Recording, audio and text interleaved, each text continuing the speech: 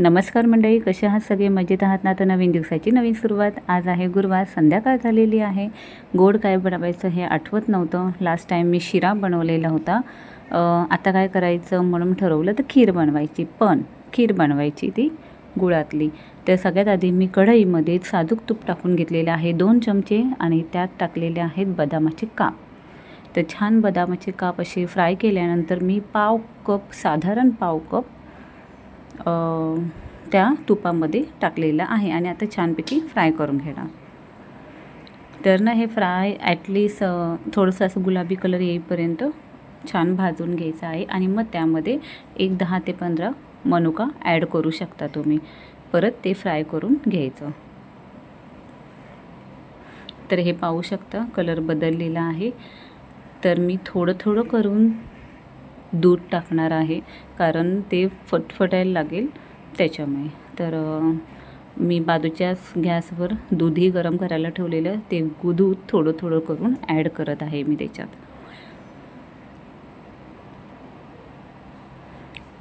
सतत हलवत बसावं लागेल का तर ते खाली लागायला नको म्हणून. पाव कप रव्याला मी साधारण अर्धा लिटर दूध घेतलेलं आहे. तुम्हाला हवे तर तुम्ही पाणीही घेऊ शकता मिक्स करून, पण मी पूर्ण दुधाचीच केलेली आहे. आता उकळी यायला लागलेली आहे. साधारण 10 किंवा 12 मिनटं यायला लागतील. छानपैकी उकळी आलेली आहे. रवाही शिजला गेलेला आहे. साधारण 10 पाकळ्या मी केसर टाकलं. परत ते हलवून घेतं. केसरमुळे ना खिरीला थोडासा असं कलरही येईल आणि स्वाद पण छान येतो. त्यामुळे अवेलेबल असेल तर टाकू शकता, नसेल तर नाही टाकलं तरी काही प्रॉब्लेम नाही आहे. तर आता बघा घट्ट होत चाललेली आहे. तर ऑलमोस्ट खीर होत आलेली. त्यानंतर मी त्यात गूळ टाकलेला आहे कारण दूध टाकल्या जर मी गूळ टाकलं असतं ना तर दूध फाटलं असतं. म्हणून मी दूध आणि रवा छान आधी उकळी येऊन दिली आणि नंतर मग त्याच्यामध्ये गूळ टाकले.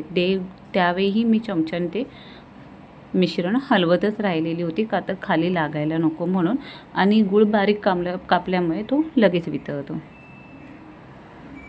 तर छानपैकी कलरही आलेला आहे, पाहू शकता.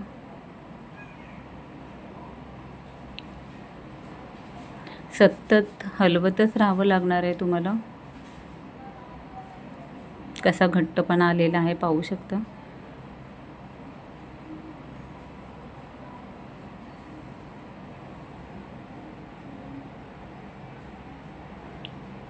सगळं झाल्यावर ह्याच्यात मी ॲड केली आहे वेलची पावडर, कारण ह्याच्याशिवाय कुठलीच गोड वस्तू होऊ शकत नाही.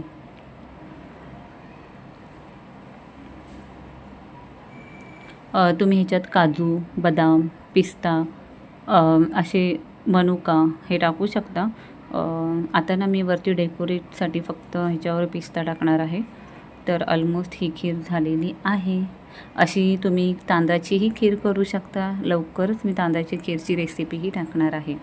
एक नंबर झालेली खीर, घरातल्यांनाही आवडली खूप. तर इथे खीर आपली तयार झालेली आहे. व्हिडिओ आवडली असेल तर व्हिडिओला लाईक करा, शेअर करा, सबस्क्राईब करा आणि बेल आयकॉनवर क्लिक करा जेणेकरून येणारे व्हिडिओजचे अपडेट तुम्हाला सगळ्यात आधी भेटतील. तर सगळ्यांना शुभरात्री. काळजी घ्या. Take care.